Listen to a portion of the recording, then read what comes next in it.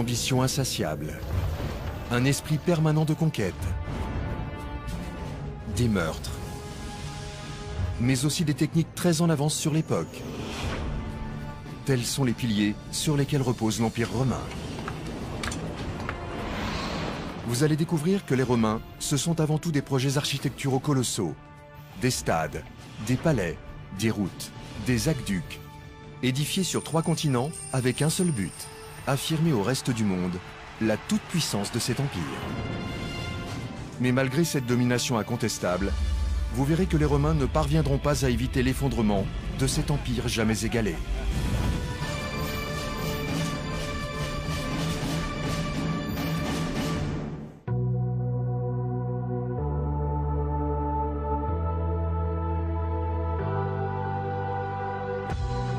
Bonsoir et bienvenue dans ce nouveau numéro d'Explora. Les Romains, vous connaissez tous cette civilisation brillante qui a dominé le monde il y a 2000 ans. Mais ce que nous allons découvrir ce soir, c'est que si les Romains sont parvenus à cette puissance, c'est avant tout grâce à d'extraordinaires avancées techniques. Ponts, routes, aqueducs, amphithéâtres, palais, les Romains ont innové dans tous les domaines. C'est ainsi, et avec à leur tête des généraux, des politiciens ambitieux, qu'ils ont réussi à dominer 3 continents. Pour la première fois, à l'aide de reconstitutions exceptionnelles en images de synthèse, nous allons vous raconter l'histoire de ces innovations et celle des hommes qui les ont permises.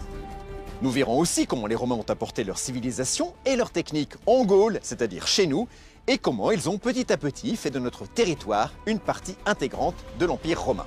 Nous verrons bien sûr pourquoi et comment ils ont construit ce célèbre pont du Gard qui est en fait le vestige d'une canalisation qui a mené l'eau courante jusqu'à la ville de Nîmes, une des plus grandes villes de l'époque. Mais il est temps de commencer notre voyage dans le monde romain avec quelqu'un que vous connaissez tous, Jules César. Jules César qui restera aussi dans l'histoire pour un incroyable chef-d'œuvre de hardiesse et de technique, un pont jeté en quelques semaines sur un des plus grands fleuves d'Europe, bel exemple du savoir-faire des ingénieurs romains. Regardez. 15 mars 44 avant Jésus-Christ. L'homme le plus puissant du monde gît inanimé sur le sol du Sénat romain. Comme général, il a presque doublé la taille de l'Empire romain.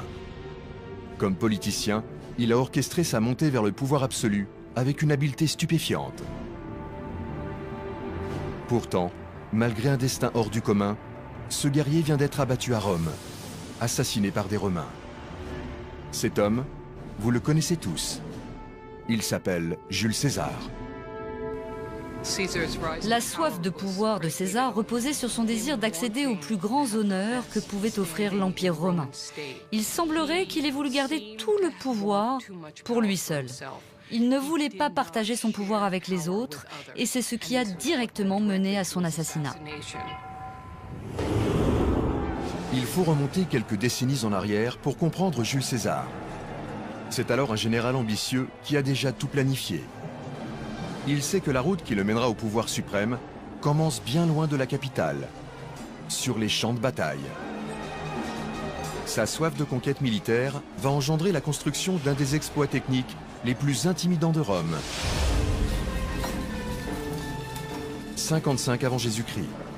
Jules César mène 8 légions romaines, 40 000 hommes au total, qui marchent en cadence vers le nord de la Gaule.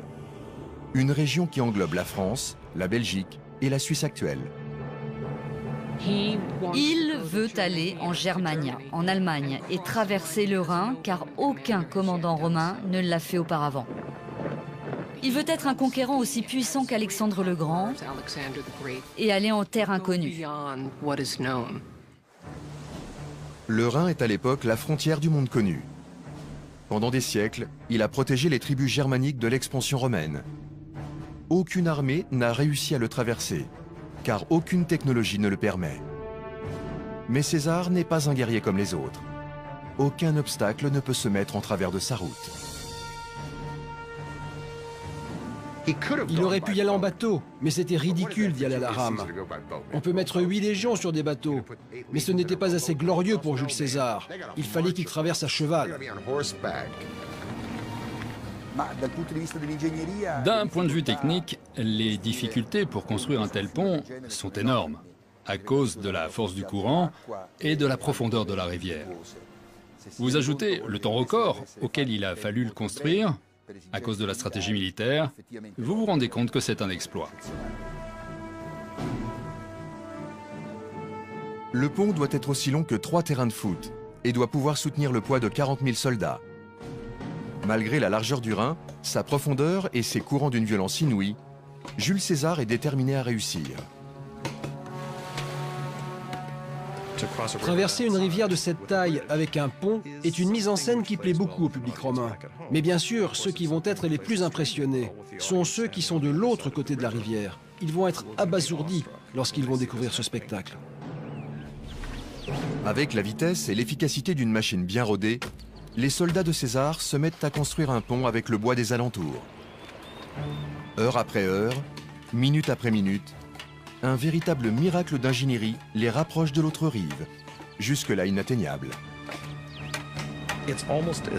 C'est comme si, de nos jours, on voyait atterrir un vaisseau spatial, de la taille, disons, de la moitié de Manhattan, capable, grâce à un dispositif magnétique, de soulever des immeubles. Ce serait effrayant pour nous, quelque chose que nous ne serions pas capables de comprendre du tout. À la base du pont, une série de piliers en bois plantés dans le fond du fleuve. Chacun fait 50 cm d'épaisseur. Vers le milieu du pont, il mesure plus de 10 mètres de hauteur pour pouvoir s'enfoncer dans le lit du fleuve tout en dépassant de l'eau. Et pour assurer la stabilité du pont, regardez bien, ils sont enfoncés inclinés dans le sens du courant.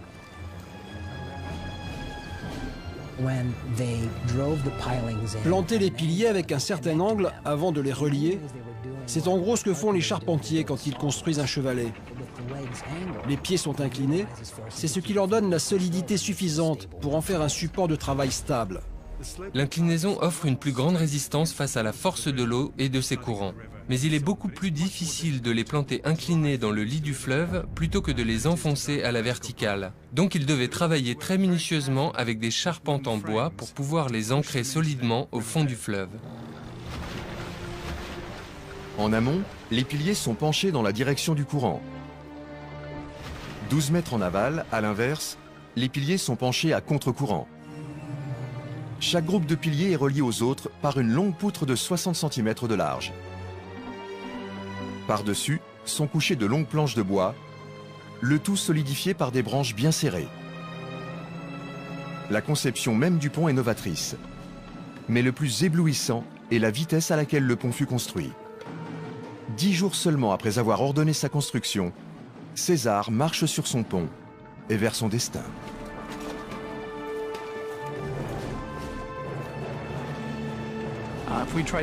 Si on essayait de faire ça aujourd'hui, on ne serait jamais capable de construire une chose pareille, en si peu de jours, avec ce genre de technologie. On ne pourrait égaler un tel exploit que si on avait des milliers de soldats, loyaux et travailleurs, entièrement dévoués à leur chef et à son objectif, de traverser le fleuve pour terroriser les Germains. César estime que les forces armées germaines comptent environ 430 000 hommes, soit 10 fois plus que sa propre armée. Mais quand les Germains voient les légions romaines traverser le Rhin, ils se sauvent et vont se réfugier sur les hauteurs.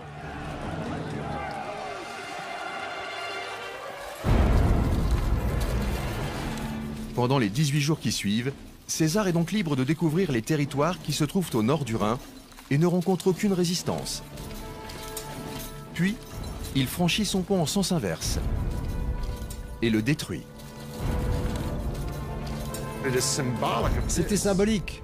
Cela voulait dire Rome peut aller n'importe où. Rien ne peut arrêter Rome. Et plus extraordinaire encore, cela voulait dire Jules César peut aller où il veut. Le pont de César est une des premières marques de son ambition démesurée. 10 ans plus tard, cette ambition le mènera à exercer un pouvoir sans précédent sur Rome, qui causera aussi sa perte. Dès le premier jour de son accession au pouvoir, en 44 avant Jésus-Christ, alors qu'il est âgé de 55 ans, les premières rumeurs d'assassinat se font entendre dans les couloirs du Sénat romain.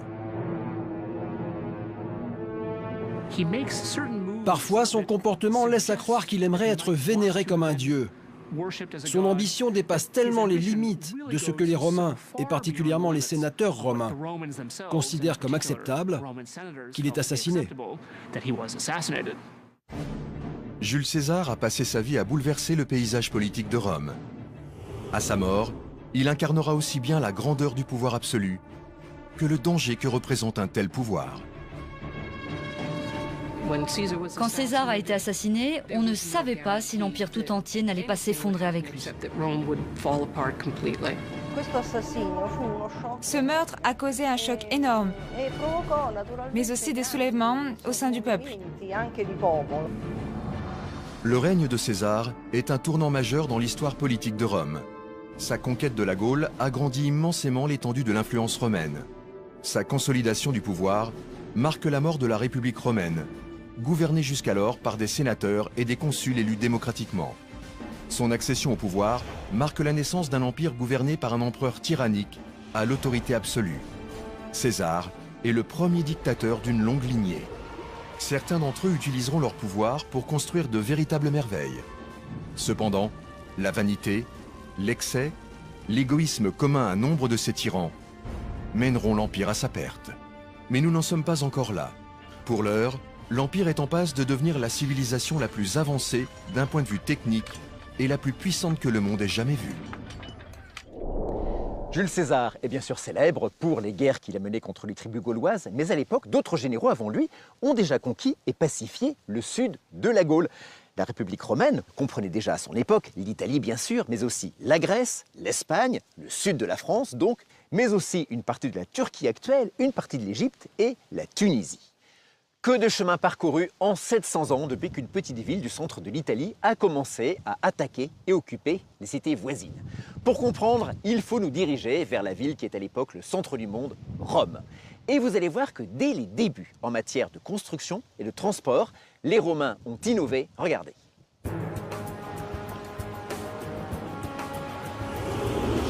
Aujourd'hui, Rome est une ville du XXIe siècle où se côtoient l'histoire et le monde moderne. On peut tout apprendre de Rome, car Rome est le socle de l'histoire du monde durant au moins un millénaire. Rome est le centre d'un empire gigantesque qui commence en Angleterre et s'étend jusqu'à l'Arménie, l'Afrique et même l'Allemagne. C'était un empire extraordinaire. Alla Germania, quindi un impero straordinario. La légende veut que la ville ait été fondée en 753 avant Jésus-Christ par Romulus et Rémus, deux frères abandonnés lorsqu'ils n'étaient encore que des bébés et qui furent élevés par une louve. Les deux frères avaient décidé de construire leur propre ville sur les berges du Tibre. Mais ils ne parvinrent pas à s'accorder et à décider qui exercerait le pouvoir sur Rome. Rémus finit donc par être assassiné par Romulus, dont Rome tire son nom. Le ton était donné. Durant des siècles, le pouvoir à Rome s'obtiendrait bien souvent dans un bain de sang. La guerre civile a été l'un des facteurs déterminants de la croissance de l'État romain. L'histoire, la tradition de Romus et Rémulus résonnent à travers toute l'histoire romaine. Au début, Rome n'est qu'un petit royaume parmi d'autres au centre de l'Italie. Elle doit lutter pour exister. Cependant, Rome est déjà différente.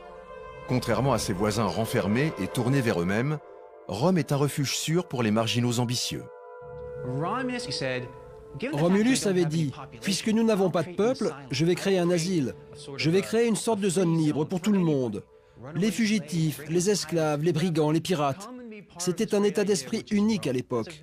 Et donc, depuis le début, les Romains semblent avoir été très ouverts. Cette ouverture encourage la mixité des idées. Parmi elles, des connaissances en ingénierie importées d'autres cultures. En empruntant la technologie de leurs voisins, tels que les Étrusques, Rome va devenir un pouvoir régional. Les Romains avaient une capacité extraordinaire à utiliser la technologie existante et à l'adapter, à l'affiner, à l'améliorer.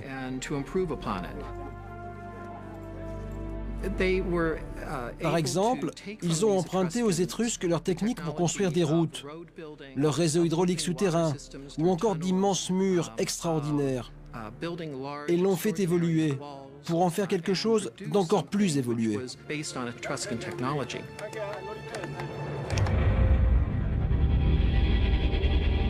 La première prouesse technologique de la ville, c'est la Cloaca Maxima. Un égout de 800 mètres de long qui fonctionne toujours aujourd'hui, 2500 ans après sa construction. La Cloaca Maxima déverse les eaux de pluie des rues de Rome dans le Tibre. Les ingénieurs romains ont aussi utilisé ce réseau souterrain pour drainer les marais situés au pied des 7 collines de la ville. C'est sur ces marais asséchés qu'ils ont construit le Forum, le premier centre-ville de la cité. La construction de la Cloaca Maxima est l'événement clé qui a fait passer Rome d'un assemblage de tribus vivant sur des collines disséminées autour d'un marécage à une ville centralisée et unifiée. Le nouveau Forum romain, construit grâce au drainage des marais par la Cloaca Maxima, a permis à la culture romaine de s'établir dans un centre unique.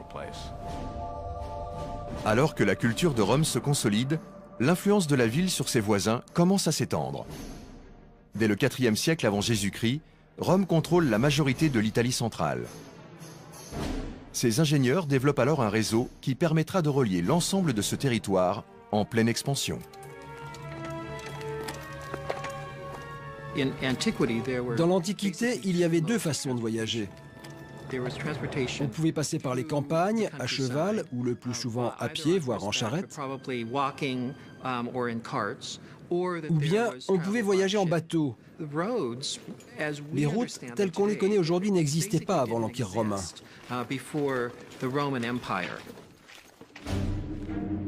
Mais cela change en 312 avant Jésus-Christ, quand la Via Appia est construite. C'est la première autoroute de l'histoire. Elle s'étend sur plus de 200 km et relie Rome et la province de Campanie au sud du monde romain. Afin de créer la route la plus droite et la plus rapide sur cet itinéraire, les ingénieurs romains ont utilisé un instrument de mesure d'un nouveau genre. Les Romains utilisaient un outil appelé groma. C'était une perche verticale plantée dans le sol, surmontée d'un croisillon. Ce croisillon permettait de se repérer et d'aligner deux points pour créer une ligne droite. Le problème, c'est qu'à la différence d'aujourd'hui, les Romains d'hier ne connaissaient pas de technique pour tracer les angles. Les routes ne pouvaient donc qu'être droites. C'est un problème, car la nature n'est pas droite, et à un moment on va croiser des collines et des vallées que l'on devra traverser. Les Romains adoptaient donc une solution radicale, éliminer l'obstacle, creuser la roche et toujours aller en ligne droite. Une fois le chemin tracé, une large fosse est creusée, puis remplie de sable et de cailloux pour constituer une base solide. Ensuite, on y ajoute une couche de gravier et on tasse le tout avec de l'argile ou du mortier. Le dessus de la route est pavé. Il est recouvert d'épaisses pierres inclinées de façon à ce que l'eau de pluie puisse s'écouler sur les côtés. Pour la première fois, des routes pavées stables sont créées. Un pavement qui pouvait résister à l'épreuve du temps. Ces pavés étaient capables de supporter les allées et venues des charrettes comme de toute une armée. Les routes étaient extrêmement dissuasives. On y réfléchissait à deux fois avant d'aller leur chercher des noises. Car 10 000 hommes pouvaient se retrouver chez l'ennemi en moins de temps qu'il ne faut pour le dire. Lorsque Jules César est assassiné en 44 avant Jésus-Christ, Rome contrôle presque toute l'Europe de l'Ouest et la quasi-totalité de l'Afrique du Nord. Elle a vaincu Carthage un siècle plus tôt et elle est ainsi devenue le pouvoir dominant en Méditerranée.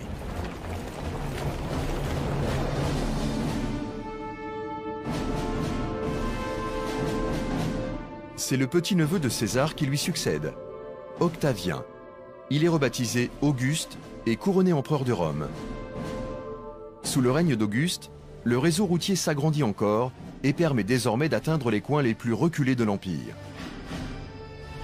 Ces autoroutes pavées ouvrent la voie à de nouvelles conquêtes. Sous le règne d'Auguste, on commence à voir apparaître des villes adoptant le mode de vie romain un peu partout dans l'Empire. Elles sont équipées d'un forum, d'un théâtre, d'un amphithéâtre, d'une basilique et de tous les autres signes distinctifs d'une cité romaine. Ces peuples qui viennent d'être conquis découvrent un mode de vie tout à fait nouveau. En effet, les nouvelles villes sont construites sur le modèle romain, le plus moderne qui soit. Les gens affluaient vers ces nouvelles villes. Ces centres urbains qui étaient le symbole de la civilisation offraient un meilleur niveau de vie et plus d'opportunités de travail. C'est là qu'on pouvait faire fortune. Et les gens s'y précipitaient. Ce n'était pas si différent d'aujourd'hui. Les gens vont là où il y a du travail. La cité romaine était le meilleur moyen d'étendre la culture romaine à travers le monde, je crois. Ces grandes villes ont survécu aujourd'hui, c'est ça qui est incroyable. Londres, Bonn, Paris sont des témoins encore vivants de cette domination romaine. Les ingénieurs romains ne possèdent pas de potions magiques, mais ils ont une arme secrète qui leur permet de construire rapidement des bâtiments à la fois très solides et très grands. Cette arme secrète, c'est la puzzolane, une pierre volcanique avec laquelle on peut fabriquer un béton qui résiste à l'eau. À cette époque, le béton n'était qu'une simple mixture à base de mortier et de chaux. Elle durcissait, mais ce n'était pas du solide. Il se cassait et s'effritait. L'emploi de la puzzolane fut une révolution. On la mélangeait à la chaux et cela faisait un béton assez similaire à celui que nous avons aujourd'hui. Beaucoup plus solide. Le béton romain était fabriqué à partir d'eau, contrairement au mélange qui existait précédemment. Il est beaucoup plus résistant. Il pouvait résister à l'eau. Et il constitue un élément fondamental au développement de l'architecture romaine. Ce béton permet à Auguste de renforcer l'emprise de Rome sur toute l'Europe de l'Ouest, en permettant notamment aux constructeurs de dominer le paysage avec des monolithes imposants. Mais c'est un autre ouvrage qui va modifier en profondeur la vie quotidienne des habitants de l'Empire romain.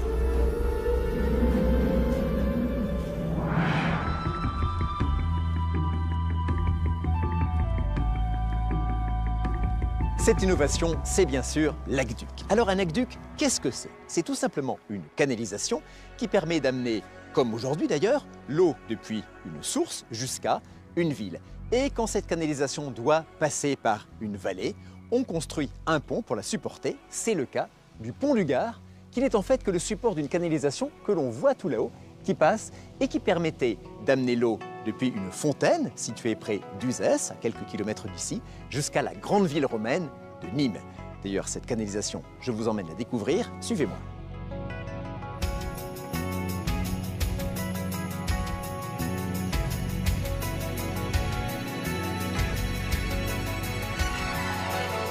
Et voilà, je suis tout en haut du pont dans la canalisation. C'est donc là que pendant plus de 500 ans a coulé l'eau depuis la fontaine près d'Uzès jusqu'à la ville de Nîmes. Et alors que tout l'édifice est en pierre, voici ici le fameux béton romain qui permettait d'imperméabiliser l'intérieur de la canalisation. Vous le voyez, 2000 ans plus tard, il est là, toujours en place, toujours aussi solide, quasi indestructible.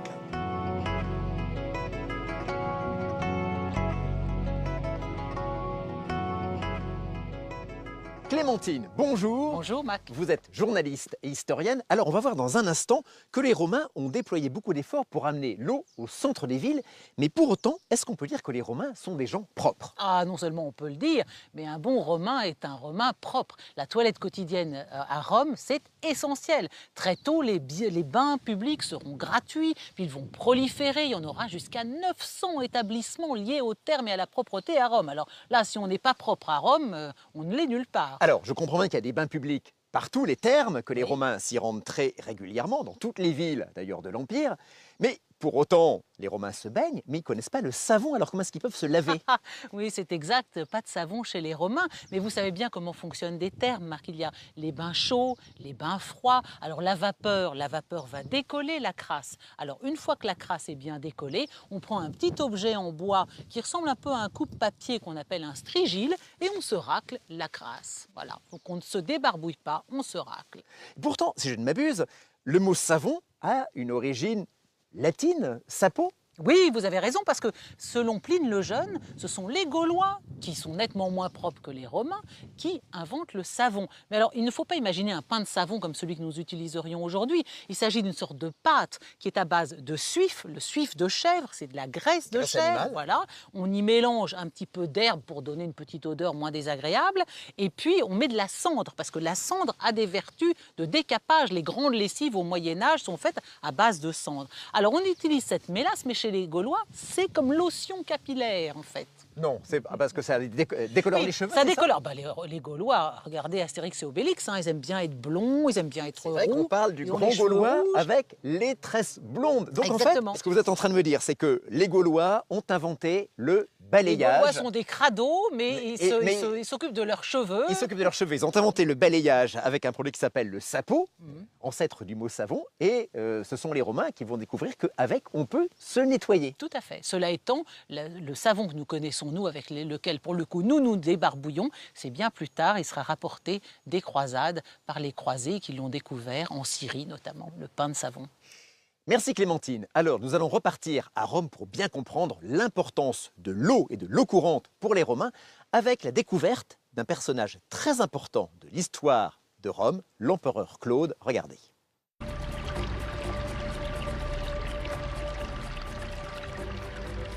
Au début du 1er siècle après Jésus-Christ, Rome est le pouvoir dominant en Europe. Alors que les Romains agrandissent leur territoire, ils utilisent également leurs connaissances techniques pour améliorer la qualité de la vie quotidienne.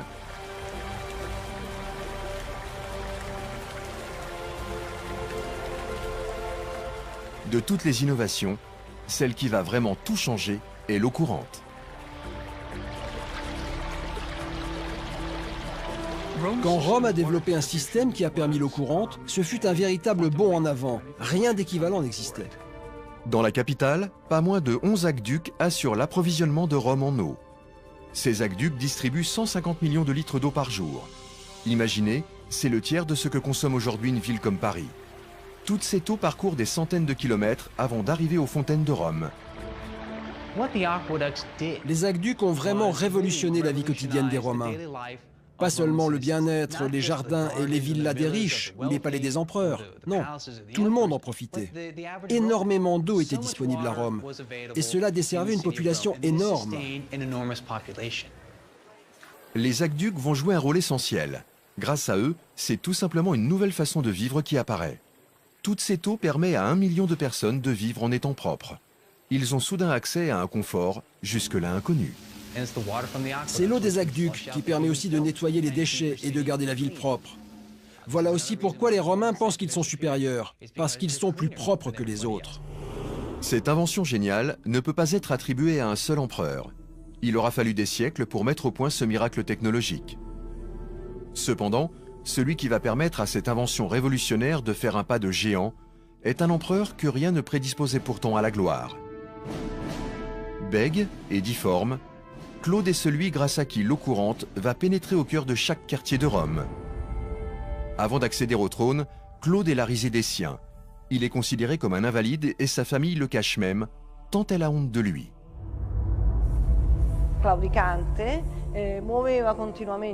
Il avait un genre de tic, il secouait toujours la tête du côté gauche, avec l'air excédé. Et il n'était pas très gracieux non plus. Et puis surtout, il avait des problèmes de salivation qui n'étaient pas très ragoûtants. Malgré toutes ses faiblesses, Claude est un homme rusé. Et il sait parfaitement saisir une opportunité lorsqu'elle se présente. En 41 après Jésus-Christ, la quasi-totalité de la famille royale est assassinée en réponse au règne sanglant du neveu de Claude, Caligula. Mais Claude est épargné. Ses bourreaux ont pitié de lui. Ils n'imaginent pas une seconde que cet avorton puisse leur faire de l'ombre. Et pourtant, une fois le danger écarté, la première chose qu'il fait est de soudoyer la garde prétorienne. La manœuvre n'est pas glorieuse, mais elle fonctionne. Peu de temps après, il est proclamé empereur.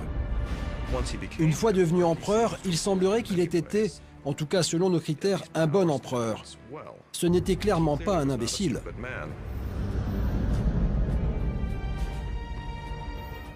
Pendant le règne de Claude, l'Empire progresse de façon surprenante.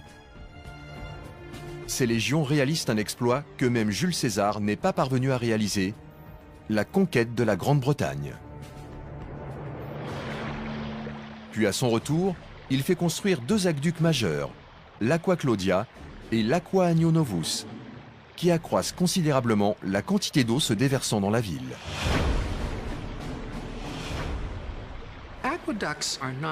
En théorie, les aqueducs ne sont pas compliqués. En fait, l'eau se dirige toujours vers le point le plus bas. Du coup, elle va s'écouler le long d'une pente. Donc c'est un concept assez simple, que n'importe qui peut comprendre. Mais construire un aqueduc, ça c'est une autre affaire.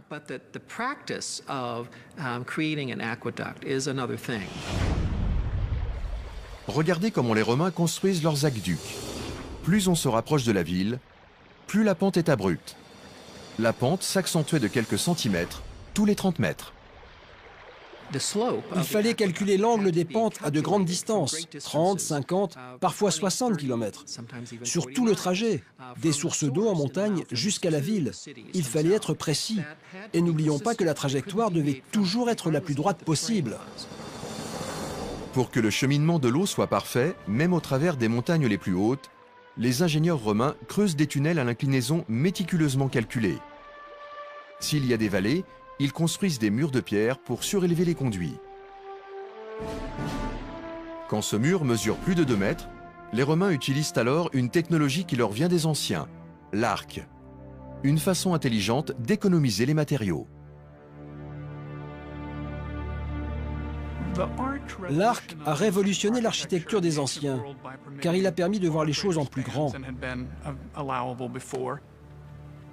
En fait, cela a tout changé. L'arc a permis de maîtriser l'espace. Regardez comment les arcs romains sont construits. Une structure démontable en bois permet de soutenir chaque pierre jusqu'à ce que la clé de voûte soit en place au centre. Cette clé de voûte répartit le poids de manière homogène de chaque côté de l'arc. Les ouvriers peuvent ensuite empiler les pierres sur l'ouvrage. L'arc est bien plus efficace qu'un mur, pour plusieurs raisons. Il est d'abord plus stable, il est plus solide. Il nécessite bien sûr beaucoup moins de matériaux qu'un mur pour sa construction.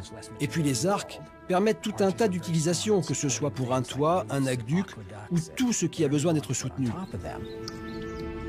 Une canalisation en pierre de 10 km de long, reposant sur des arcs guides, permet à l'eau de l'Aqua Claudia de traverser une plaine avant son arrivée à Rome.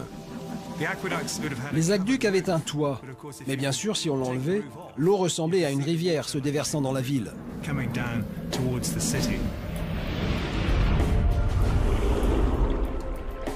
Une fois l'eau arrivée dans la ville, chaque aqueduc s'écoule dans 3 réservoirs.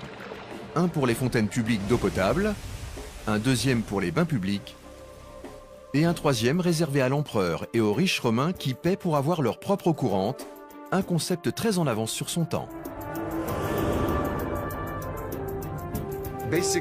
En gros, dès le début du 1er ou du 2e siècle après Jésus-Christ, tout le monde, peu importe ses moyens, profitait de l'eau courante. C'était vraiment incroyable.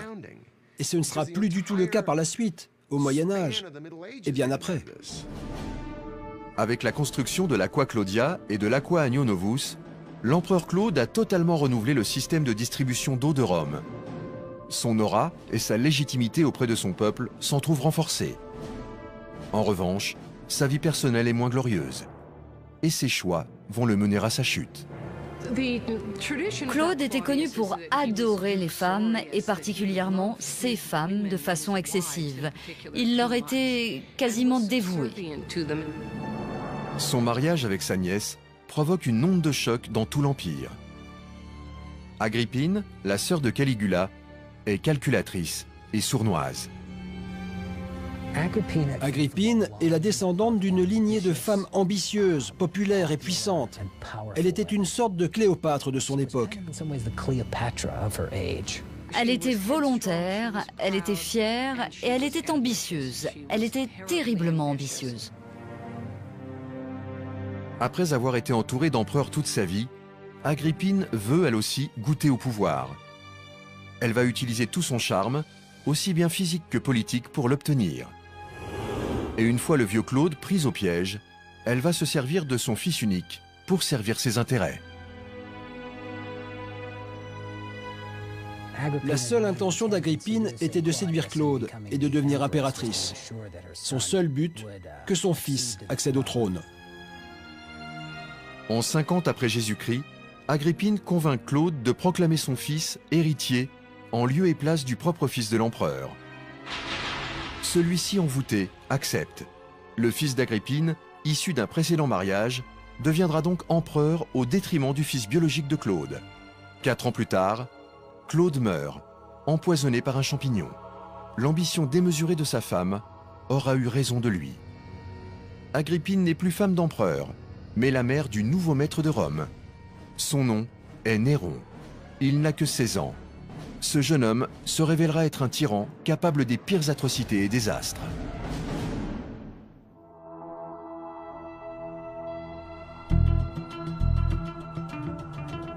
Clémentine, on vient de voir la triste fin de cet empereur Claude, empoisonné par sa femme. Mais il y a une chose qu'il faut rajouter, c'est que Claude, c'est un empereur qui est né à Lyon. En quelque sorte, il est un peu de chez nous. Exactement, Mac, tout à fait, parce que son père était général dans la Légion romaine. Il guerroyait contre des tribus germaines et sa base et sa garnison étaient à Lyon. Donc Claude a effectivement vécu à Lyon. Est-ce qu'à cette époque, les habitants de notre territoire actuel se considèrent comme des Romains ? Alors, c'est un long processus, hein, mais on est vraiment au tout début, où vous avez encore des Gaulois à la vieille mode, porteurs de braies. Les braies, c'est des pantalons. Ce sont des petits pantalons qui s'attachent à la cheville. Hein. Les Gaulois portent des braies, en latin donc brax, ce qui va donner le mot braguette, tandis que les Romains sont arrivés plutôt avec des jupes et des toges, comme dans Astérix. Exactement. On les voit, les légionnaires romains dans Astérix et Obélix, ils sont en jupette ou ils sont en toge. Et d'ailleurs, les Gaulois se mettront à porter des toges. D'ailleurs, la région de Gaule la plus proche de l'Italie romaine s'appelle la Gallia Toccata, la Gaule porteuse de toges. C'est amusant de voir cette rencontre entre les modes gauloises et les modes romaines.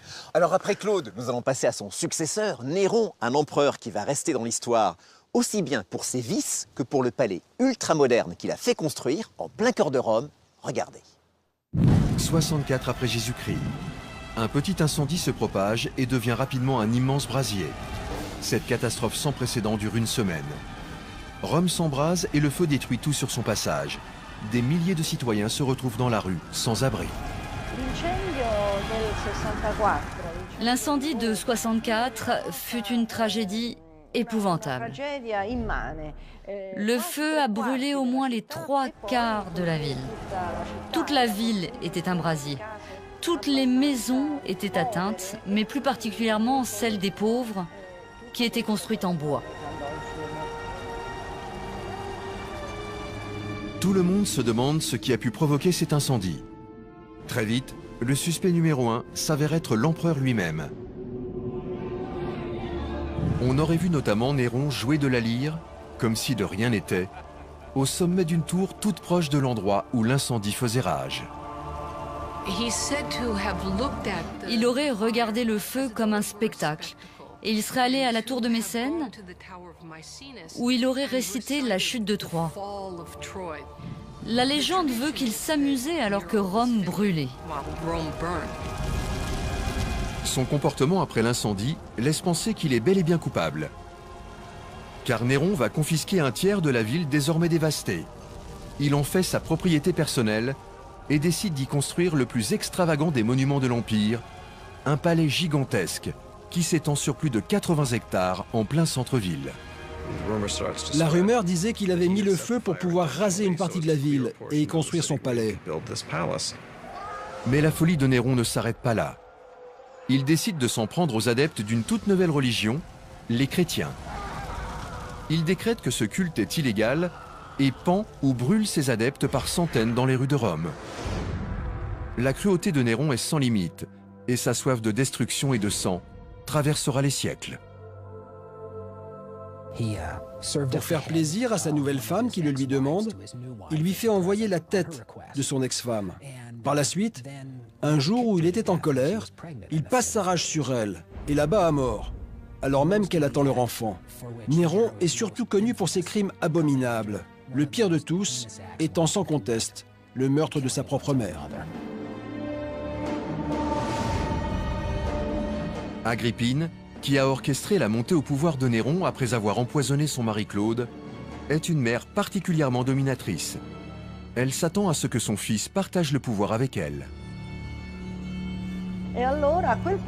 Il a décidé d'éliminer sa mère. Il a essayé de le faire de différentes façons. La première fois, il a tenté de l'empoisonner à 3 reprises, mais elle a été sauvée par un antidote. Peu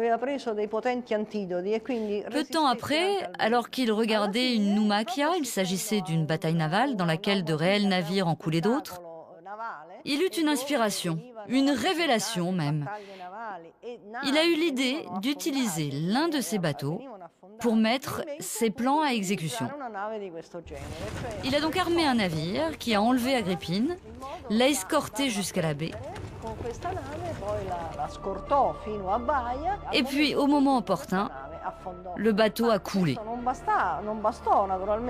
Mais ça n'a pas suffi à tuer sa mère, cette punaise, car Agrippine savait nager. Du coup, Néron a dû envoyer sa propre garde pour l'assassiner. Et c'est seulement de cette façon qu'il a réussi à s'en débarrasser. Agrippine et sa soif de pouvoir mettent Néron hors de lui. Il a 21 ans quand il envoie ses gardes tuer sa propre mère. Elle leur a dit « Poignardez-moi ici d'abord ». C'est ce qui a donné naissance à Néron. C'était très dramatique.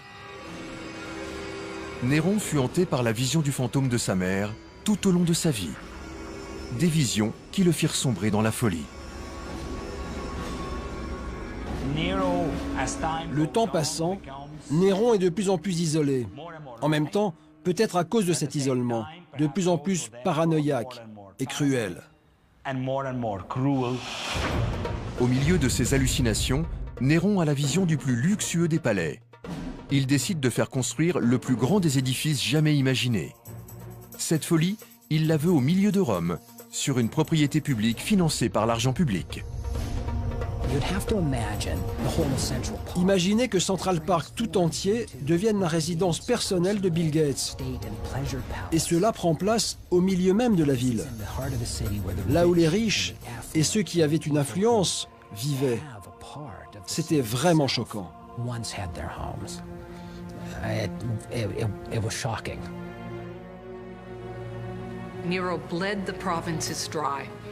Néron épuise toutes les ressources des provinces pour son palais. Et puis à Rome, il force les riches à lui léguer leur argent avant de les tuer. Ça devait être une époque vraiment terrifiante. Le palais d'or de Néron est construit avec la sueur, la douleur et le sang d'hommes condamnés aux travaux forcés.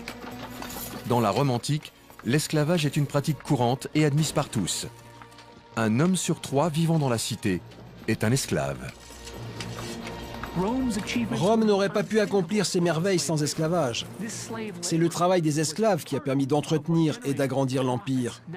Il est clair que sans esclaves, il n'aurait jamais été possible d'imaginer la réalisation de ces immenses projets, qui sont l'essence même de la Rome impériale. Le nouveau palais de Néron reflète la vision divine qu'il a de lui-même. Il est conçu comme une villa de bord de mer au cœur même de la ville. Une ville dont le paysage a changé. Des vignes, des jardins et même des pâturages réservés aux animaux sauvages recouvrent les carrefours du centre-ville de Rome. Imaginez la même chose au cœur de Paris. Les Romains n'en reviennent pas et sont choqués par cette démesure. Au centre du complexe se trouve un lac artificiel et un pavillon surmonté d'une promenade longue de près de 2 km. Une aile du palais comprenant 150 chambres est toujours intacte, enfouie sous la Rome d'aujourd'hui. À l'intérieur, on peut y voir une autre innovation technique des Romains, la voûte. Une voûte, c'est tout simplement une succession d'arches mises côte à côte.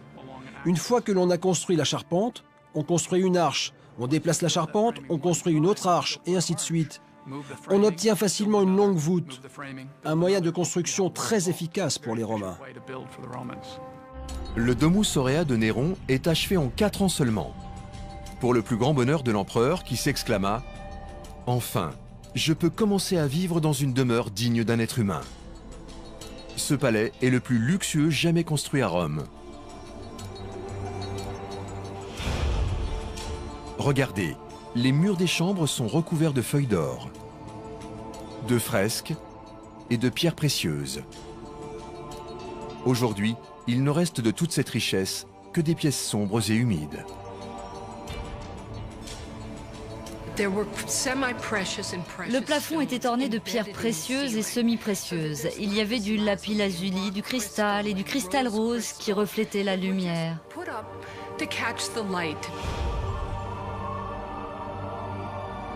En construisant la Domus Aurea, Néron affirme haut et fort qu'il n'est pas l'un de ces bons empereurs généreux avec le peuple et prêt à lui sacrifier sa fortune. Je pense que c'est ça qui le mènera à sa perte. Son comportement égoïste était tellement éloigné des attentes de son peuple, des sénateurs et des citoyens romains qu'il fallait qu'il paye cette trahison. En 68 après Jésus-Christ, quelques mois après avoir pris possession de sa Domus Aurea, une révolte renverse Néron. Le Sénat fait de lui l'ennemi public numéro 1. Ce sont ses propres gardes qui le traquent. Plutôt que d'être fait prisonnier et de perdre la face, il préfère alors se trancher la gorge avec l'aide d'un esclave loyal. Avant de mourir, persuadé de son propre génie, il s'écrie « Quel artiste meurt en moi ?»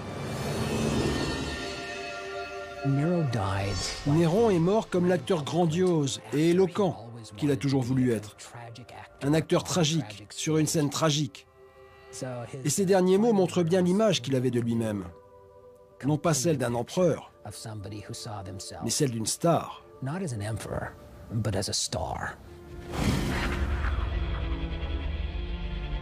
À la mort de Néron, les Romains décident de faire disparaître toutes les traces laissées par ce tyran et son règne de souffrance. En 104 après Jésus-Christ, son palais est recouvert de terre et de gravats. Il sert de fondation au nouveau bain public construit par l'empereur Trajan.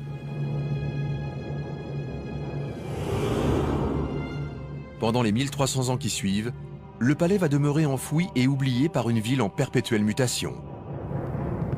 Puis, dans les années 1500, le hasard fait découvrir une cavité à des explorateurs qui va les mener droit au cœur du palais endormi.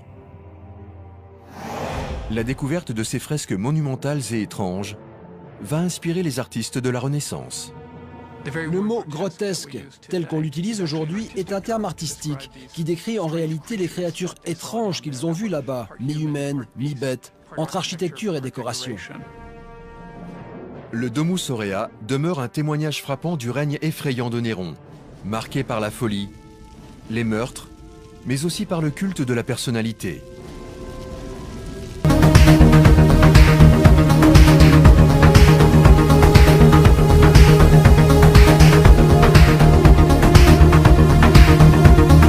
Néron s'est aimé et admiré jusqu'à son dernier souffle.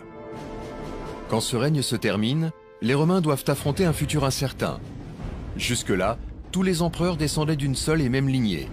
D'Auguste à Néron, ils étaient les descendants ou les parents d'une seule et même famille. Une famille qui s'éteint totalement avec la mort de Néron. Personne ne savait ce qui allait se passer, si ce n'est que ça allait être sanglant et que rien de bon n'était à envisager avant qu'une solution ne soit trouvée. Une lutte de pouvoir éclate alors. Les plus grands généraux de l'Empire s'affrontent, obligeant leurs armées autrefois amies à se retourner les unes contre les autres. Les combats sont sanglants et l'issue incertaine. Le vainqueur de cette lutte sans merci se nomme Vespasien. C'est un général simple qui a son franc-parler. Il a dirigé jusque-là les légions romaines chargées de maintenir l'ordre dans les colonies juives et instables de Judée. Dans ses veines, pas une goutte de sang princier. Et il ne ressemble en rien à son prédécesseur tyrannique. Vespasien était l'anti-Néron. On ne pouvait pas trouver plus différent de Néron. Il s'était fait tout seul. C'était un homme pragmatique, dur à la souffrance, qui détestait la prétention et en était fier. Le genre d'homme qui aurait largement préféré regarder un match de foot plutôt que d'aller à l'opéra. Contrairement à Néron, qui utilise les compétences des ingénieurs romains pour servir ses projets colossaux, projets qui n'avaient qu'un seul but, rendre hommage à sa vanité, Vespasien va mettre les meilleurs architectes et les plus grands esprits de la ville au service de son peuple. Sa première mesure sera de faire vider l'énorme lac que Néron avait fait construire au centre de son palais. À cet endroit précis se dressera l'une des plus grandes prouesses techniques du monde romain, un édifice où le chaos et la violence qui ont longtemps consumé la ville pourront être canalisés. Il s'agit de l'amphithéâtre Flavien, plus connu sous le nom de Colisée. Vespasien faisait ainsi passer un message bien précis. Il rendait au peuple cet endroit qui lui avait été subtilisé par un empereur sans scrupules. Et cet espace, désormais public, serait un lieu de plaisir, ouvert à tous les Romains. Il s'agissait là véritablement de propagande.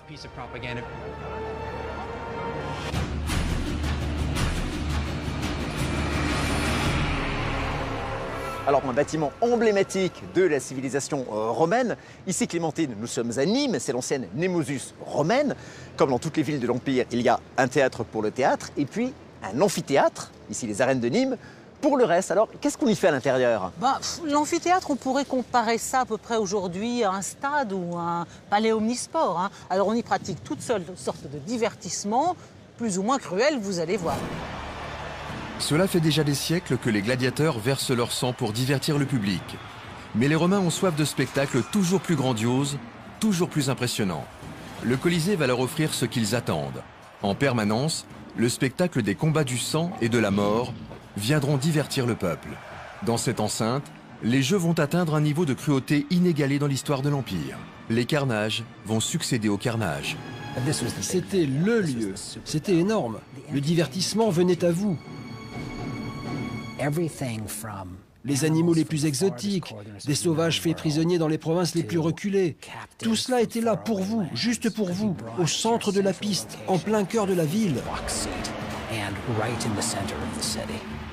C'est sans aucun doute le plus grand amphithéâtre du monde.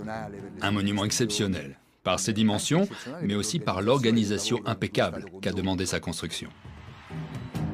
La construction du Colisée commence en 72 après Jésus-Christ. Elle est financée par la vente de reliques précieuses volées dans les temples juifs lors du pillage de Jérusalem par Vespasien et ses troupes. L'empereur ramène également à Rome 12 000 prisonniers juifs transformés en esclaves. Ce sont eux qui construiront l'amphithéâtre. Ils ont travaillé très dur et dans des conditions extrêmement difficiles, jusqu'au bout. Les esclaves vont couler plus de 6 000 tonnes de béton et traîner d'immenses blocs de marbre sur plus de 30 km. Quand ils atteignaient une certaine hauteur, pour consolider le tout, au lieu d'utiliser du calcaire qui était dur, lourd et cher, ils se tournaient vers des matériaux plus pratiques et meilleurs marchés comme la brique. Les Romains avaient des grues en bois assez sophistiquées et des outils performants. Soulever les blocs de pierre à n'importe quelle hauteur était donc une chose assez simple. En 8 ans seulement, l'édifice atteint les 50 mètres de haut et éclipse tout ce qui l'entoure. C'est le plus grand édifice construit par la Rome antique. C'est l'amphithéâtre de la capitale, Rome. Qu'est-ce que cela signifie? Tout simplement que Rome doit tenir son rang. Elle était bien plus grande que toutes les autres villes, bien plus riche. Donc l'amphithéâtre devait être le symbole de cette domination, aussi bien technologique que financière, de la Rome antique. Les amphithéâtres romains sont construits à partir d'une structure remarquablement simple. Ils réunissent 2 théâtres grecs en demi-cercle dos à dos, réunis pour former un théâtre circulaire de 360 degrés.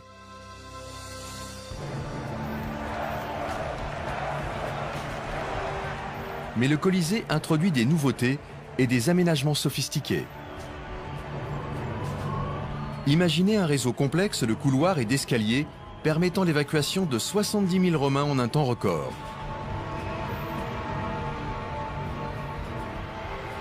Tout comme dans les stades d'aujourd'hui, chaque personne a un ticket avec un numéro correspondant à l'une des portes d'entrée. Le complexe est construit de manière à contrôler la foule, mais tout y est conçu également pour son confort. Il y a 110 fontaines à eau et 2 toilettes publiques adaptées aux grandes foules.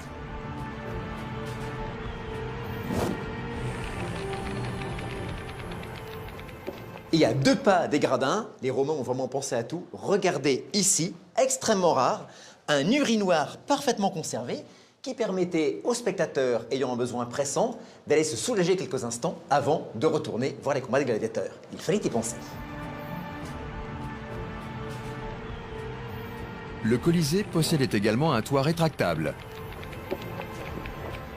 Les jours de grande chaleur, la marine dépêchait les matelots. Ces marins étaient juchés au sommet du Colisée et devaient déployer un auvent en toile, le vélarium, au-dessus du dernier étage de gradin pour protéger les spectateurs du soleil. Ils pouvaient l'ajuster selon la chaleur et le vent. Et du coup, ça marchait comme une vraie climatisation. Et les gens étaient à l'ombre. Les marins se tenaient au sommet et se servaient de perches, dont les trous sont toujours visibles à l'extérieur, pour manipuler cette immense toile.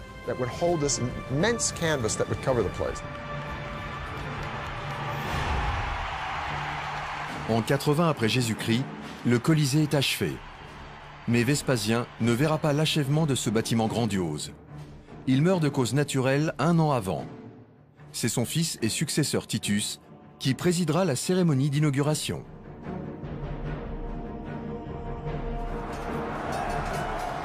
Pendant 100 jours, les Romains se ruent au Colisée pour assister à toutes sortes de tueries. En une seule journée, on peut y massacrer 5000 animaux, y tuer des milliers de gladiateurs et de prisonniers. À l'extérieur des arènes, seule la guerre provoque de tels carnages. À l'intérieur, ces boucheries ne sont qu'un divertissement pour le peuple.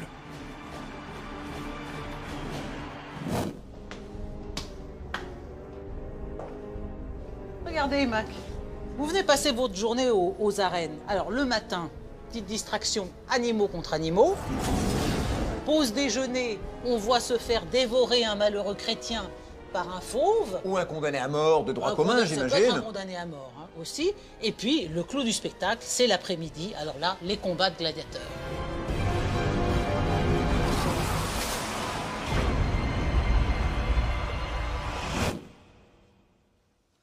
Et donc, Clémentine, c'est haut, il y a encore des gradins. Les Romains montaient jusque-là? Oh, pas tous, hein. Ici, c'était les gradins réservés aux esclaves et aux prostituées. Donc nous, selon toute probabilité, nous aurions été en bas, avec le gratin. L'un des numéros les plus excitants et les plus attendus du Colisée était la Numaquia, la bataille navale. C'était une bataille navale avec des vrais hommes à bord de vrais navires. Alors bien sûr, ces navires étaient appareillés en bonne et due forme. Il était tout à fait possible de déverser de l'eau en provenance de l'un des aqueducs pour remplir l'arène suffisamment. Nous avons des preuves, grâce à des études récentes du Colisée, qui montrent qu'il y avait tout un tas de canaux permettant d'amener de grandes quantités d'eau jusqu'au Colisée. Donc oui, c'est possible. Et oui, c'est arrivé. Cristiano Ramiri est le premier archéologue à explorer le labyrinthe des canalisations souterraines situées sous le Colisée. Il est certain d'avoir trouvé la preuve qu'il y avait un système de canaux permettant d'inonder l'arène afin que s'y déroulent ces fameuses batailles navales. Nous avons retrouvé des tunnels très anciens sous l'arène, encore plus anciens que le Colisée, qui datent de l'ère de Néron et de la Domus Aurea. Les canalisations construites sous le lac artificiel de Néron sont restées intactes et le Colisée a été construit par-dessus. Ils ont, d'après la théorie de Cristiano, été reconfigurés pour inonder puis évacuer l'eau de l'arène. C'est ce qu'il va tenter de prouver. Regardez, ces images sont inédites. Pour la première fois, grâce à Cristiano et son équipe de plongeurs, nous pouvons voir ces anciens conduits. L'eau qui y coule toujours est polluée par 2000 ans de débris et constitue en elle-même une véritable source archéologique. Sous le Colisée, Cristiano découvre un réservoir directement relié à un aqueduc tout proche. Cristiano pense que c'est l'eau de cet aqueduc qui était déversée dans l'arène. Il trouve aussi des tuyaux de drainage connectés aux égouts, qui ont pu être utilisés pour vider l'arène et évacuer l'eau vers le Tibre. Il y avait un vrai système de plomberie, et il fut un temps où les tunnels étaient utilisés pour inonder l'arène et créer des batailles navales. Les batailles navales du Colisée représentent une prouesse technique incroyable. Mais elles ne sont qu'une mode éphémère dans l'arène la plus célèbre du monde. Un an plus tard, les Romains abandonnent les batailles navales au profit d'un chantier qui va révolutionner les Jeux. Une structure souterraine, haute de 2 étages, l'hypogée. À l'intérieur se trouve un système d'ascenseurs et de trappes dissimulées qui permettent aux animaux sauvages et aux gladiateurs de surgir du sous-sol pour surprendre leurs victimes et les abattre.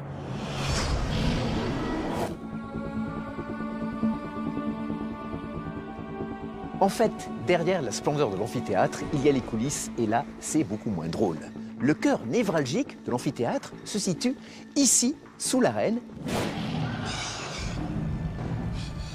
car c'est là, dans des galeries souterraines, que les Romains tenaient enfermés les prisonniers et les animaux sauvages, et que les gladiateurs, prêts à affronter la mort, aiguisaient leurs épées.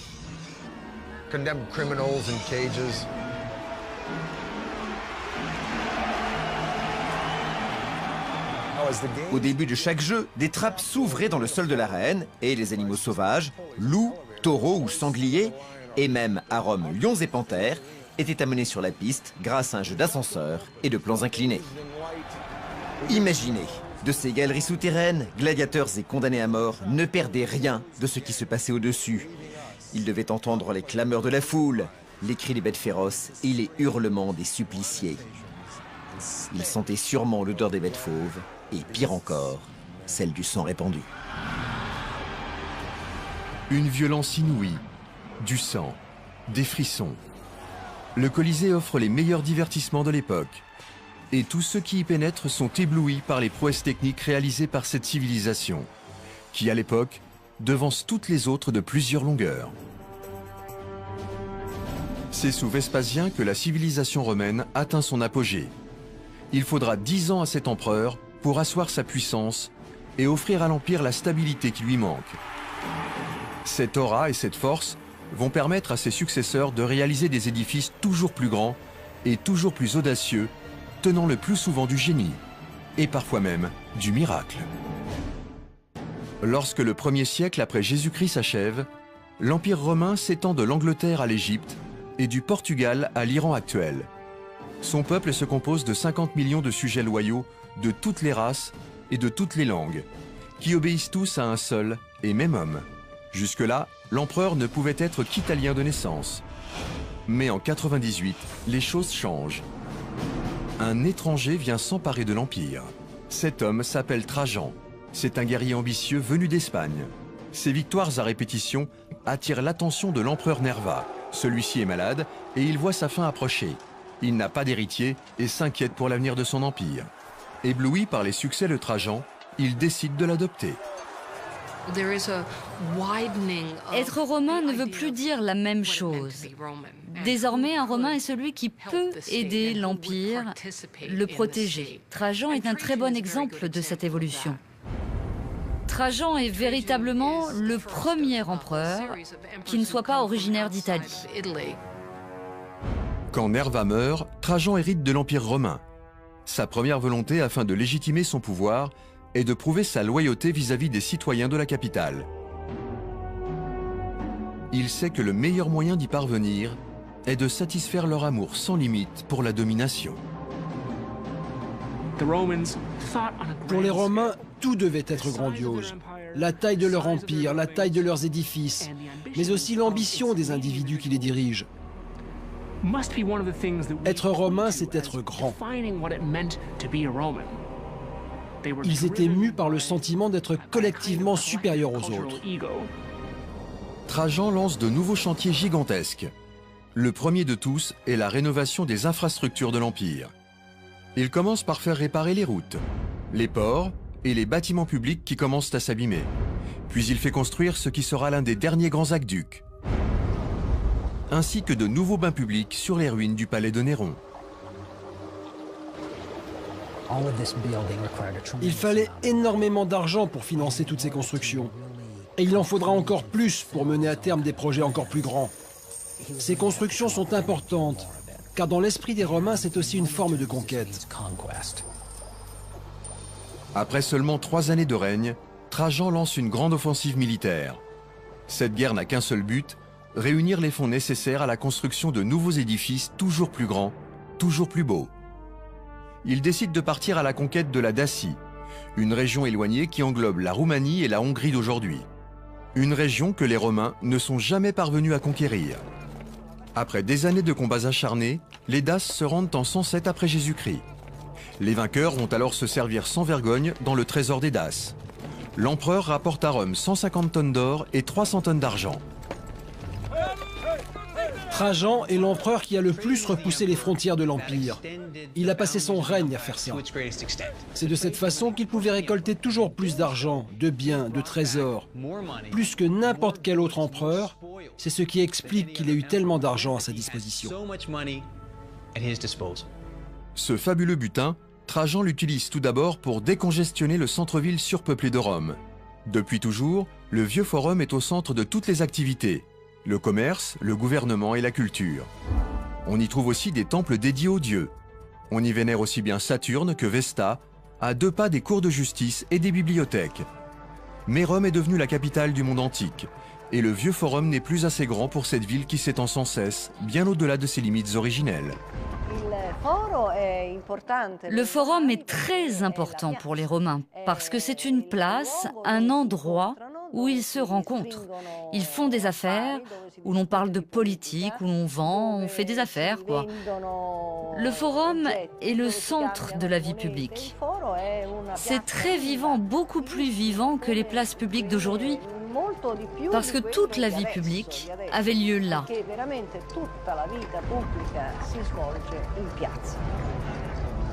Mais la plus grande capitale du monde n'était pas assez grande pour accueillir toutes les personnes qui y affluaient. Le forum était le point central de la vie à Rome. Mais le succès de cette ville et l'augmentation très forte de la population obligeaient à construire toujours de nouvelles extensions. Chaque empereur devait agrandir un peu plus le forum. À l'époque de Trajan, Rome est une métropole d'une densité incroyable. 1 million de personnes y vivent et cette population ne cesse de croître. Trajan décide de commander son propre forum. Il sera plus grand et plus prestigieux que tous ceux de ses prédécesseurs réunis. Trajan n'avait pas seulement l'argent, il avait aussi les compétences de ses ingénieurs. Ils étaient au top. Ils pouvaient créer et construire mieux et plus vite que leurs prédécesseurs. L'homme qui va imaginer le forum de Trajan est lui aussi un étranger, Apollodore de Damas. Apollodore est un grec originaire de la Syrie actuelle. Cet architecte a déjà conçu des ponts militaires pour Trajan lors de ses campagnes en Dacie. Des guerres durant lesquelles il a pu prouver toute l'étendue de son talent. Mais au centre de Rome, l'espace manque pour construire en grand. Dans ces conditions, comment réaliser la vision grandiose de Trajan? Pour relever le défi, Apollodore va devoir faire appel à toute son ingéniosité. On rencontrait les mêmes problèmes qu'aujourd'hui. Trouver du terrain était pratiquement impossible. Donc si un empereur tenait absolument à bâtir à un endroit précis, eh bien il fallait commencer par raser tout ce qui s'y trouvait. Apollodore jette son dévolu sur cette colline, le Quirinal, situé tout près de l'ancien forum. Son emplacement est idéal. Le seul problème, c'est que pour mener à bien son projet, il a besoin d'un grand espace bien plat. Il va faire raser la colline.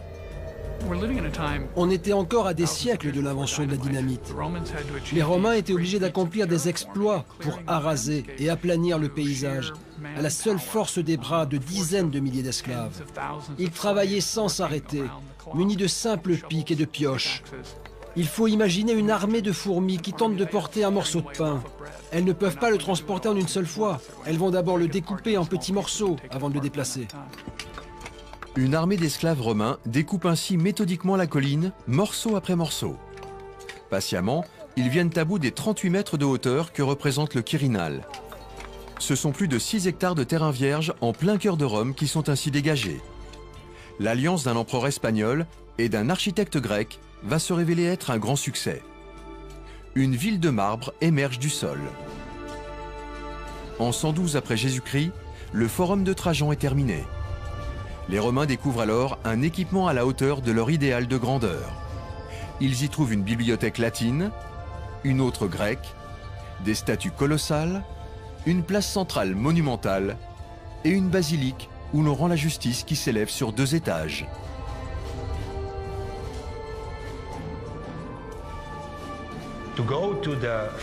Visiter le forum de Trajan devait être une expérience inoubliable pour les Romains. On commençait par visiter la plus imposante basilique jamais construite. Une basilique entièrement recouverte de marbre et baignée de lumière. Ensuite, on arrivait dans la cour. Là, on pouvait contempler la monumentale statue équestre de Trajan. Ça devait être vraiment une visite impressionnante. La pièce maîtresse du forum est une colonne de marbre de 38 mètres de haut qui domine l'ensemble. Cette colonne, la voici. Elle a survécu aux assauts du temps. Ces bas-reliefs racontent la conquête de la Dacie par Trajan et son armée. Trajan est représenté encore et encore. Il est présent à chaque étape de la campagne militaire, des plans de bataille jusqu'à la conquête finale. La colonne est sans conteste un outil de propagande. La hauteur exacte de la colonne a elle-même une signification précise. La hauteur de la colonne de Trajan, 30 mètres, auquel s'ajoute une base et une statue, correspond exactement à la hauteur de la colline qui a été rasée pour créer le forum. Donc non seulement elle devient le symbole des victoires de Trajan, mais aussi de la victoire d'Apollodore, qui est parvenu à mener ce projet à bien. Le forum de Trajan va être le cœur de Rome durant 700 ans. Malheureusement, au IXe siècle de notre ère, il est en grande partie détruit par un terrible tremblement de terre. Cependant, ces vestiges ne laissent aucun doute sur sa taille. Elle était colossale. À l'extrémité du forum, on peut encore voir quasi intact le fameux marché de Trajan, un marché conçu pour soutenir la colline. Apollodore a la brillante idée de construire d'immenses galeries marchandes. Ces galeries se dressent sur 6 niveaux. Elles sont creusées dans la roche et bordées de magasins. 2000 ans avant notre époque, c'est une véritable préfiguration de nos centres commerciaux modernes. Le marché permettait de soutenir la falaise qui venait d'être découpée. Et ce n'est sûrement pas un hasard. Si la forme utilisée est concave, elle est beaucoup plus solide. Une fois de plus, c'est un arc renversé sur le côté qui peut ainsi résister à la pression de la colline.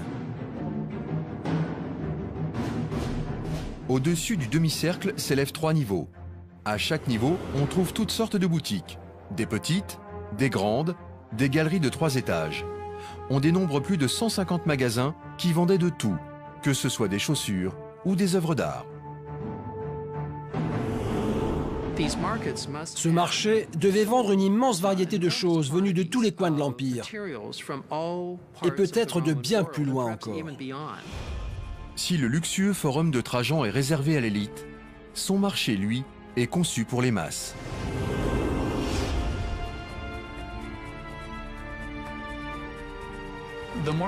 Le marché et le forum représentent 2 aspects très différents de la culture romaine. L'opulence du forum, sa cour, ses grandes colonnes, les décorations en or, tout ça en faisait le centre grandiose et officiel de la ville. Juste à côté, il y avait le marché, fait de briques, un lieu commun pour la vie quotidienne des Romains.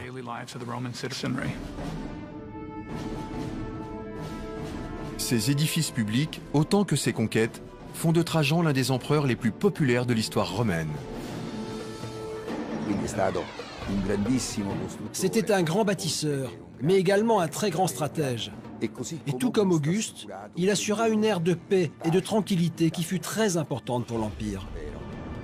Mais défendre cet immense territoire va devenir problématique pour ses successeurs. Pour stabiliser les frontières de l'Empire, le nouvel empereur va construire de véritables murs. Des murs censés protéger définitivement l'Empire des intrusions extérieures, celles des barbares. Clémentine, on vient de voir ce forum de Trajan avec ses temples, ses bâtiments magnifiques. Est-ce qu'il y a un forum comme ça dans toutes les villes romaines? Dans toutes les villes romaines, et d'ailleurs, en tout cas pour ce qui concerne Nîmes, nous y sommes. Ici, à l'époque, nous aurions eu du mal à nous frayer un chemin. C'était un endroit, le forum, c'est le lieu de vie absolue de la cité romaine. C'est vraiment ça. Il y a le marché, il y a le temple aussi, la maison carrée, et celui-ci est particulièrement exceptionnel. C'est le mieux conservé du monde romain, cette maison carrée de Nîmes. Alors ce qui est fou, c'est qu'on trouve donc des forums depuis l'Espagne jusqu'à la Turquie dans cet immense empire. Mais il devient quand même totalement gigantesque. Il fait plus de 4000 km d'un bout à l'autre.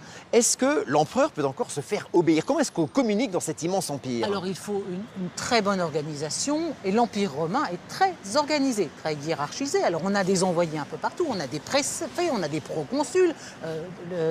Jules César lui-même a été proconsul des Gaules avant de lancer sa conquête sur l'ensemble de la Gaule. Alors au bout d'un moment, cet empire devient si important, si tentaculaire, qu'un empereur va venir et dire « ça suffit maintenant, notre empire a trouvé sa limite ». Et il va donner à son empire une limite qu'on appelle en latin le limes. Alors là encore, pour défendre ce limes, défendre cette frontière des peuples à l'extérieur qui s'agitent, qui menacent, les Romains, vous allez le voir, vont innover sous l'empereur Hadrien. Regardez. Lorsque Trajan meurt en 117 après Jésus-Christ, l'Empire romain est plus grand et plus riche que jamais. Mais ce gigantisme a un revers. Il va se révéler de plus en plus difficile à contrôler.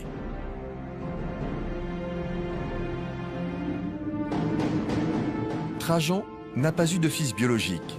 Et quand il meurt, c'est à son fils adoptif, Hadrien, que revient le pouvoir. Tout comme Trajan, Hadrien était un militaire accompli. Mais il voyait bien que l'Empire ne pourrait pas étendre ses frontières indéfiniment.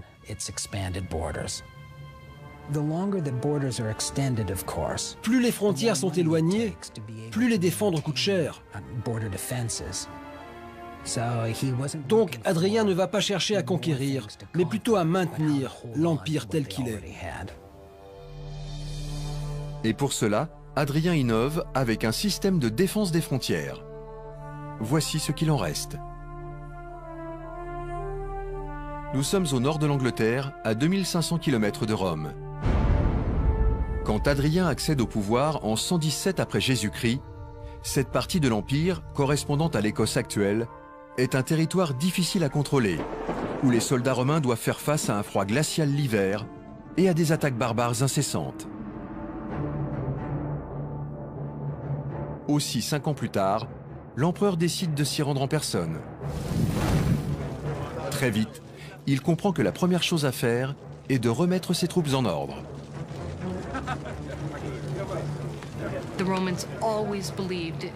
Les Romains ont toujours pensé que le meilleur moyen de discipliner les soldats, c'était le travail. S'ils étaient livrés à eux-mêmes, s'ils n'étaient pas occupés, ils commençaient à s'ennuyer, à jouer et puis à faire n'importe quoi. Hadrien met donc ses légions au travail. Il leur ordonne de construire la fortification la plus ambitieuse que les Romains aient jamais conçue. Un mur de défense de 120 km de long. Ce mur traverse le pays d'une mer à l'autre. Malheureusement, le temps a eu raison de lui, et aujourd'hui, il n'en reste plus que les fondations.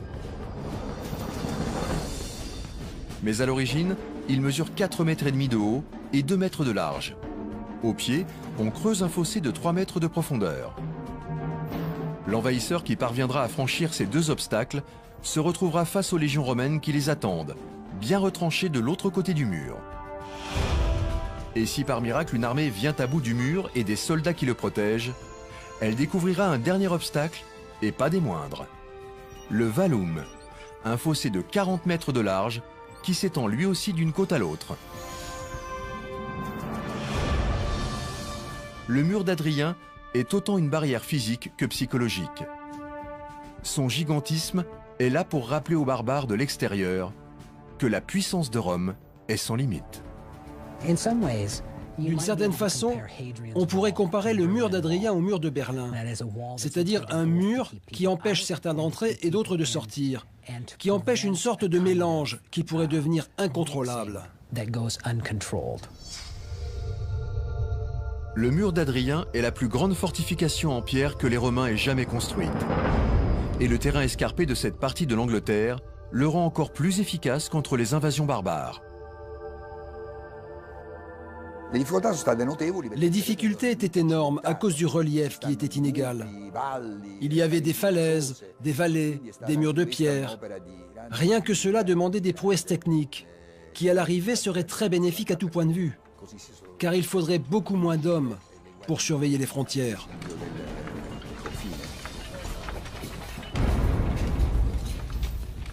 Trois légions, soit 15 000 à 25 000 hommes, sont nécessaires à la construction de ce mur. Leur mission principale va être d'amener les lourds blocs de pierre jusqu'au chantier. Le montage du mur lui-même n'est qu'une petite partie de cette tâche gigantesque. Tous les 1500 mètres, les légions ont ordre d'ajouter des postes de garde appelés tours militaires. Ces postes peuvent abriter jusqu'à 60 hommes de troupes. Entre chaque tour militaire se dressent 2 tours plus petites où les sentinelles surveillent en permanence la frontière.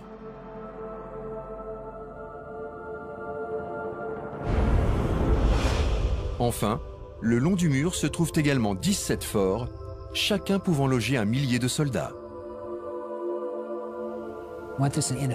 Avec ce mur, les Romains ont créé une zone militaire qui leur permettait de maintenir sur place une force importante. Celle-ci, rien qu'en se montrant, en patrouillant ou en se livrant à des activités diverses, avait un rôle dissuasif extrêmement efficace.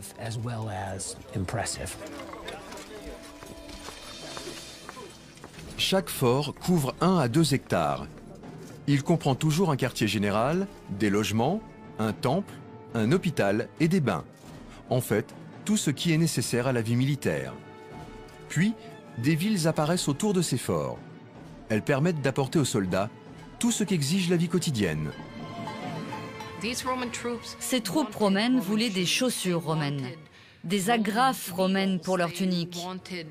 Ils voulaient toutes les choses que l'on pouvait acheter dans l'Empire.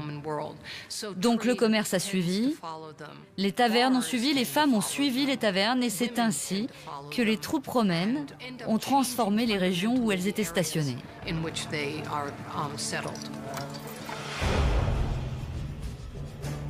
Le mur d'Adrien est achevé en 5 ans seulement. L'empereur a réussi à sécuriser la frontière nord de l'Empire, à discipliner ses soldats, et il prouve une fois de plus l'étendue de la puissance romaine. En 126 après Jésus-Christ, Adrien retourne à Rome. Il va faire alors construire l'une des merveilles les plus admirées de la ville éternelle, un temple dédié à tous les dieux, le Panthéon.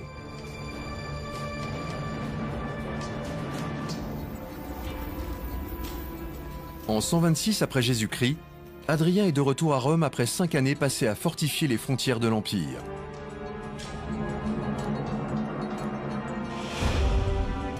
Pendant son absence, ses ingénieurs n'ont pas chômé. Ils ont tout mis en œuvre pour réaliser les édifices ordonnés par l'empereur. Il est certain qu'Adrien voulait laisser son empreinte à Rome. Il voulait prouver qu'il pouvait même mieux faire qu'Auguste. « 150 ans plus tôt, grâce à Auguste, Rome, la ville de briques, était devenue une ville de marbre. Adrien veut que son héritage soit tout aussi mémorable. Et le véritable joyau de cet héritage sera directement lié à son prédécesseur légendaire. Peu après son couronnement, il décide de faire reconstruire un vieux temple incendié datant de l'époque d'Auguste.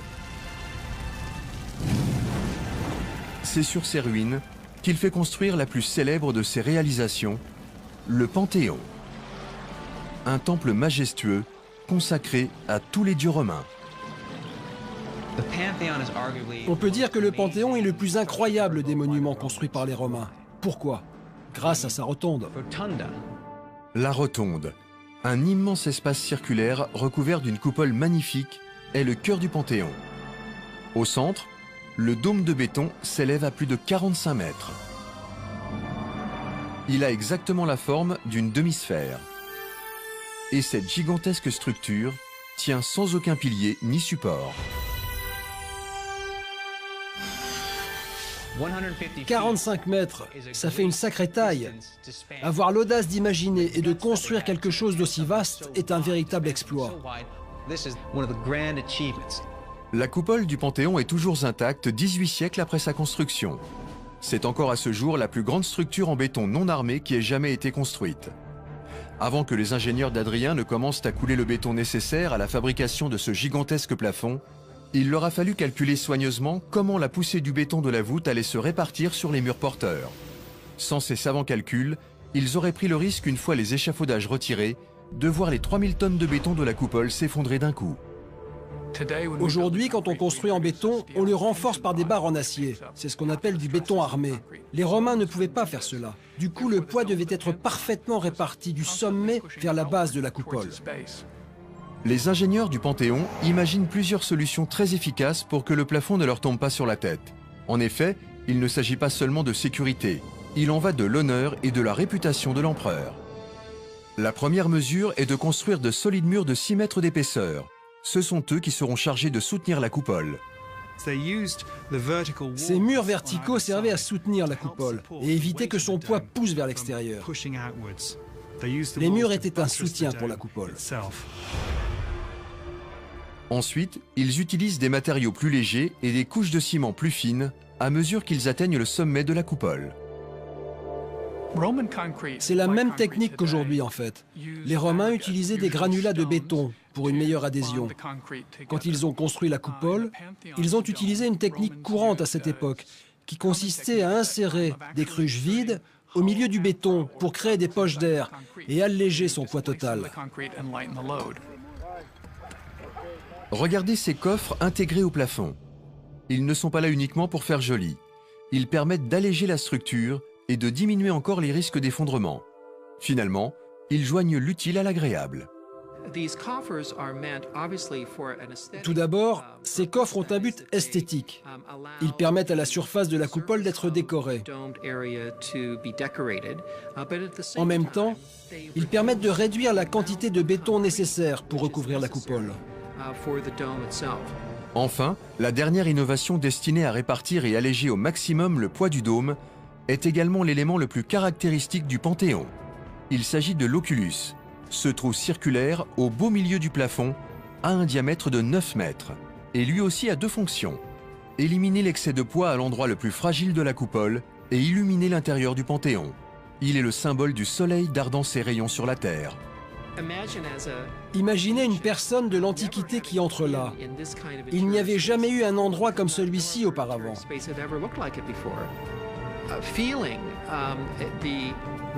Les visiteurs pouvaient réellement ressentir l'aspect religieux dans cet édifice, dédié aux dieux.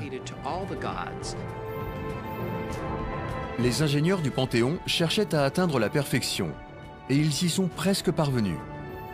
Mais un défaut mystérieux demeure, qui continue de surprendre les observateurs d'aujourd'hui. Regardez, la façade est trop courte. Il lui manque 3 mètres pour se raccorder à la rotonde, comme elle aurait dû l'être. Pourquoi ont-ils bien pu décider d'utiliser des colonnes de 12 mètres et non de 15? On ne peut que spéculer. Le bateau qui les transportait a-t-il coulé? Est-ce que les Romains n'ont pas réussi à se procurer les pierres dont ils avaient besoin à temps pour l'inauguration par Adrien? On ne peut vraiment pas savoir. Des siècles plus tard, le Panthéon reste une énigme technique qui en déconcerte plus d'un. Mais sa construction n'est pas le seul mystère. Nous n'avons aucune idée de qui a pu en être l'architecte. Il ne reste aucune trace de son identité. Cependant, aujourd'hui, nombreux sont ceux qui pensent qu'il s'agirait de l'empereur Adrien lui-même.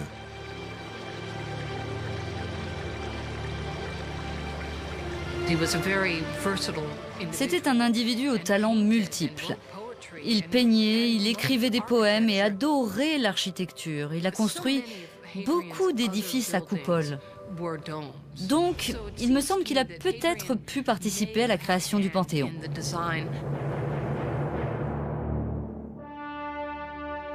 Un autre architecte possible est Apollodore de Damas, le génie qui a conçu le forum du prédécesseur d'Adrien, l'empereur Trajan. Mais Apollodore ne croit pas vraiment au talent d'architecte d'Adrien, et il a l'audace de le dire haut et fort. Apollodore aurait même ricané en disant à Adrien « Retourne à tes coupoles en forme de citrouille ». Le projet a été confié à Apollodore, mais il n'a pas voulu réaliser les modifications qu'Adrien désirait. Et donc, pour cette raison, Adrien l'a tué. Il l'a forcé au suicide. Vérité ou légende? En 128 après Jésus-Christ, 8 ans après la disparition du plus grand architecte de Rome, Adrien meurt de cause naturelle à l'âge de 62 ans. Ses 20 ans de règne comptent parmi les périodes de construction les plus prolifiques de toute l'histoire romaine. À sa mort, partout dans l'Empire, des ports, des temples, des ponts et des basiliques portent son nom. Il faudra attendre un siècle pour qu'un nouvel empereur décide de mettre à nouveau la technique au service de l'architecture. Il bâtira la dernière merveille de l'Empire romain avant la chute de celui-ci.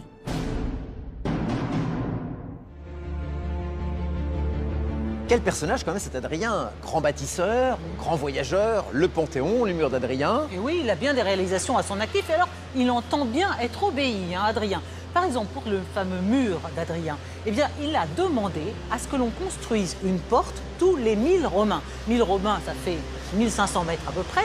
Et donc, les bâtisseurs du mur, tous les 1500 mètres, ils font une porte. La porte n'a pas forcément d'utilité, elle peut déboucher sur un précipice. Peu importe, on obéit à l'empereur Adrien. Ça montre l'autorité incroyable de l'empereur romain sur son peuple. Et surtout une autorité qui s'exerce aux quatre coins du monde romain de cet immense empire.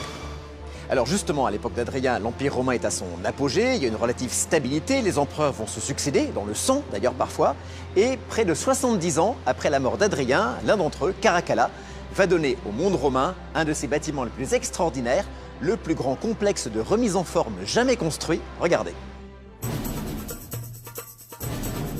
Durant les décennies qui suivent la mort d'Adrien, l'Empire romain continue de dominer l'Europe, l'Afrique du Nord et le Moyen-Orient.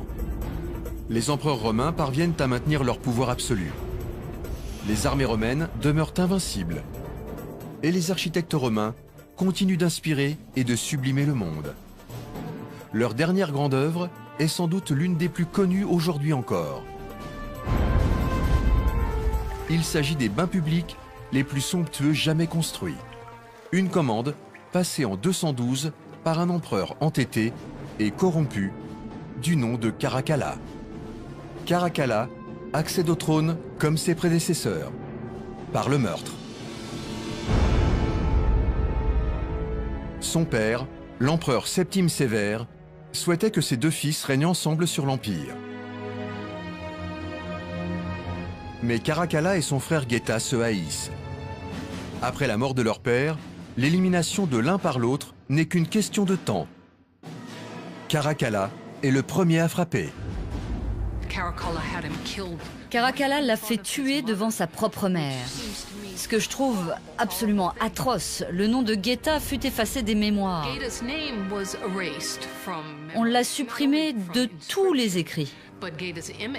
On a effacé tous ses portraits et ses représentations. Seules quelques traces de son histoire sont parvenues jusqu'à nous. Nous savons que c'est l'État qui l'a éliminé. C'est une leçon dont on doit se rappeler. Le règne de Caracalla est à nouveau un règne sanglant. La tuerie continue dans l'ombre des chambres impériales. L'Empire est de nouveau entre les mains d'un tyran qui règne par la terreur. The rule of Caracalla is characterized by that Caracalla est un homme qui règne en se plaçant au-dessus des hommes, dans la sphère des dieux.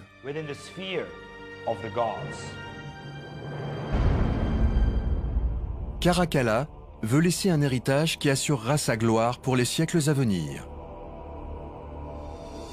Comme le Colisée l'avait fait pour Vespasien, le Forum pour Trajan et le Panthéon pour Adrien. Il voulait se prouver à lui-même qu'il méritait le pouvoir impérial. Il voulait montrer qu'il était encore meilleur que son père. Le nouvel empereur fait construire des thermes sans doute pour se laver de ses péchés passés. Depuis des siècles, les thermes font partie intégrante de la vie quotidienne à Rome. Ils s'organisent autour de bains chauds et froids. Mais les bains ne servent pas qu'à se laver. Ils sont un peu comme les bars, où aujourd'hui on se retrouve après le travail. Ils jouent un rôle social très important.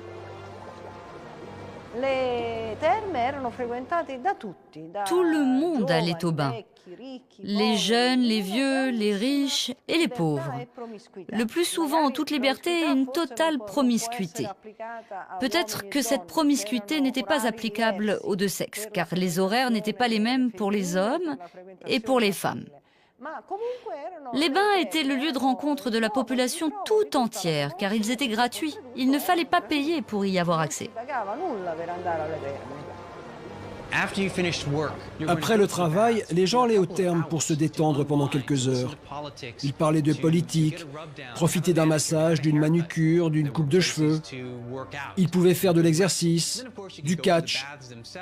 Et puis bien sûr, ils pouvaient se laver dans les bains ou transpirer dans des pièces à chaleur sèche.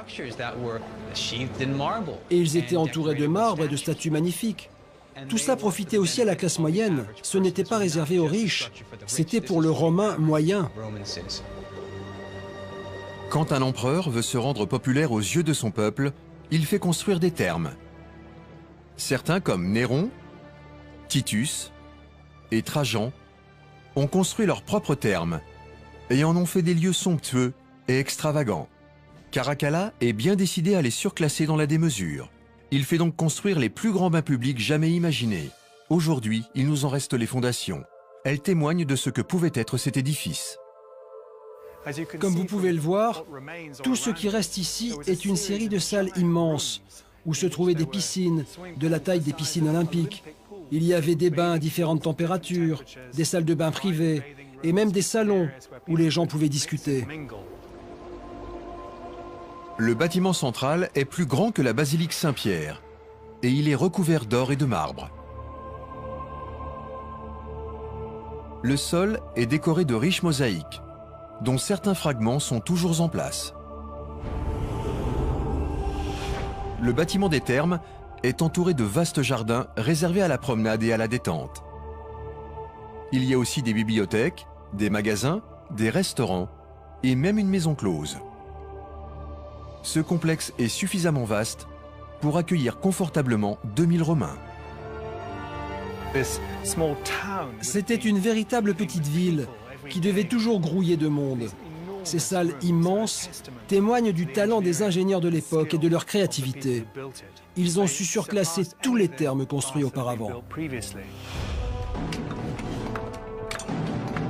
Les ouvriers de Caracalla ont dû travailler pratiquement jour et nuit pour terminer ces thermes dans un temps record.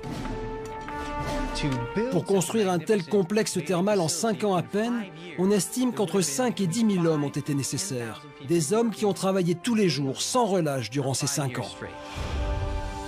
Les bâtiments visibles ne sont que la partie émergée de l'iceberg. Regardez, en dessous du complexe, grâce à un aqueduc situé à quelques enjambées de là, on parvient à déverser près de 20 millions de litres d'eau fraîche dans les bains chaque jour. Les thermes étaient un miracle de technologie hydraulique. Il y avait le frigidarium, tepidarium, caldarium, qui chacune avait une température d'eau différente, qui tempérait également l'air et créait un climat de bien-être pour les utilisateurs.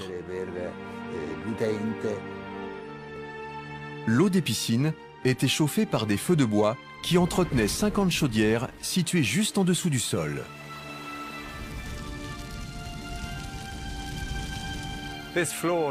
Ce sol était littéralement une séparation physique entre le monde des citoyens libres et celui des esclaves qui travaillaient dans des conditions épouvantables, exposés aux fumées, à la chaleur du feu, alors qu'au-dessus s'exposaient toutes ces chambres richement décorées de mosaïques et de marbre, de plafonds ornés. C'était le paradis.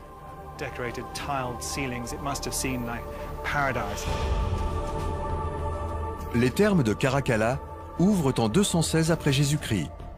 C'est l'une des plus grandes prouesses techniques romaines, alliant toutes les compétences que les Romains ont fait évoluer et perfectionner au fil des siècles. Dans un édifice comme les thermes de Caracalla, on voit une multitude de compétences techniques se compléter. La production des briques, la maçonnerie, l'importation du marbre. On retrouve des systèmes hydrauliques venus de loin, les aqueducs, mais aussi le drainage et le système d'égout.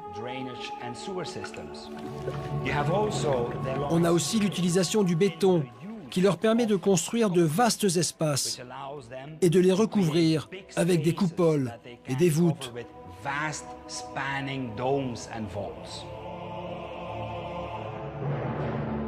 Les thermes de Caracalla sont un immense succès, mais on ne peut pas en dire autant de son règne.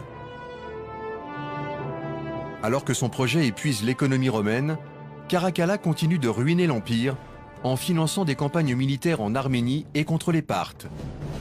Des territoires à l'est que l'Empire ne contrôle plus depuis l'époque de Trajan, un siècle plus tôt.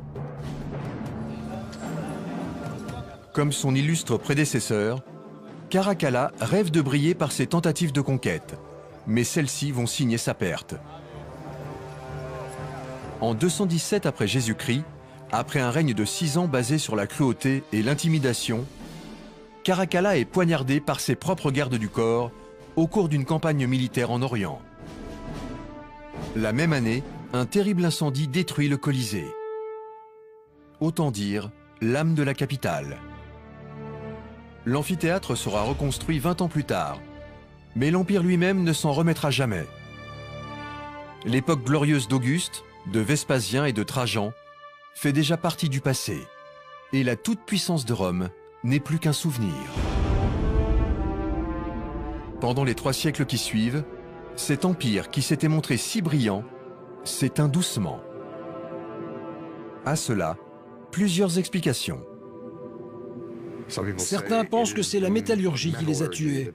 Certains pensent que c'est la décadence et la consanguinité dans la haute société. Certains pensent que c'est le manque d'entraînement de l'armée qui l'empêche de se défendre par la suite. Je pense que l'Empire romain était tout simplement trop vaste pour être gouverné efficacement, pour être bien administré et pour donner aux habitants le sentiment d'appartenir à la même communauté. Pendant les 5e et 6e siècles, des tribus guerrières germaniques pillent Rome à plusieurs reprises, exigeant terres et argent.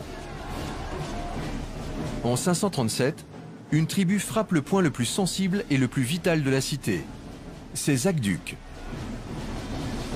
Sans eau courante, les habitants commencent à dépérir. L'ex-grande capitale s'effondre. Privés d'eau, les habitants ne pouvaient plus vivre au cœur de la ville. Les terres cultivées ne pouvaient plus être irriguées. La population d'1 200 000 personnes chute à 12 000, une baisse de 99%. Clémentine, l'Empire romain est en train de se disloquer. Qu'est-ce qui va arriver, par exemple, aux habitants de Nîmes et à cet aqueduc du Pont du Gard?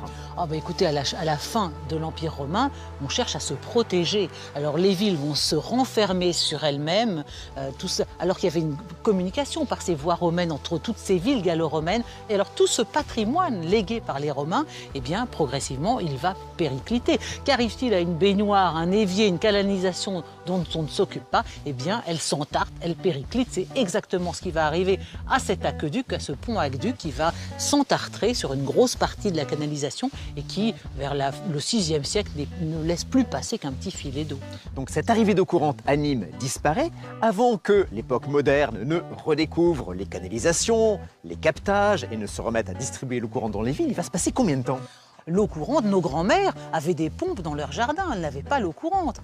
Donc c'est sidérant de penser qu'on a pu bénéficier d'une telle modernité à l'époque de Néron, vers l'an 50, et qu'après il faille attendre à peu près 1880, 1900 pour à nouveau avoir de l'eau courante. Mais 1500 ans après la chute de Rome, l'héritage laissé par ces ingénieurs continue de déconcerter et d'inspirer les constructeurs d'aujourd'hui. Il y a tant de choses que les Romains savaient faire à l'époque et que nous avons été incapables de réaliser jusqu'à ce qu'on ait développé de nouvelles technologies.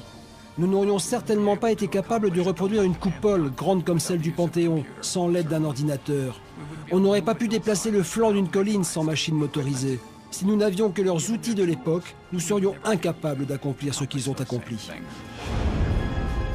En définitive, l'enseignement le plus important que l'on peut tirer de l'histoire de Rome est que ni César, Néron ou Caracalla n'ont jamais compris, c'est que cette même ambition qui les a poussés à bâtir cet immense empire est aussi celle qui a mené cet empire à sa perte.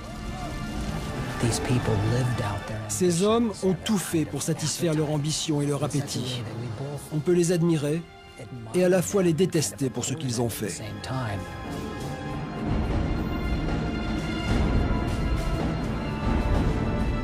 Oui, les Romains étaient souvent violents, vindicatifs, avares et égocentriques. Mais les imposants monuments qu'ils nous ont légués sont la preuve non seulement de la puissance de leur civilisation, mais aussi du potentiel sans limite de l'homme.